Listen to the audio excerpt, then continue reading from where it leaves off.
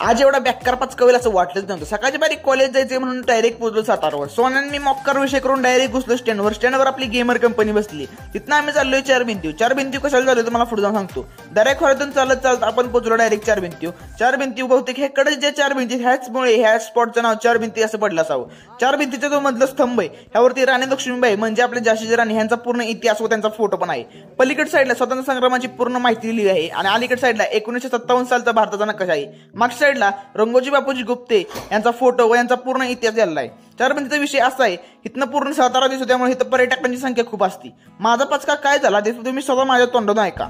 तर गप गुणांनी चाललेलो कॉलेजला, विषय असा झाला, सगळ्या पोरांना फोन लावला, कोणच कॉलेजला यायला तयार नाही। राज कॉलेजमध्ये रक्षाबंधन आहे, आता म्हणलं एकटा जाऊन अख्ख्या वर्गाचा भाव होण्यापेक्षा इकडे आलं परवडेल।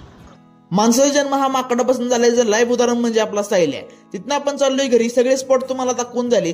जाताना नाक्यावरती अखंड हिंदुस्थान गाजवून बसलेला आपला भगवा ज्या स्थितीमध्ये डल होता ते बघून एखाद्या मराठी माणसाची छाती गर्वाने फुगून जाईल अशी परिस्थिती निर्माण झालेली। आजचा ब्लॉग इथे एंड करतो। आवडला असेल तर लाईक शेअर कमेंट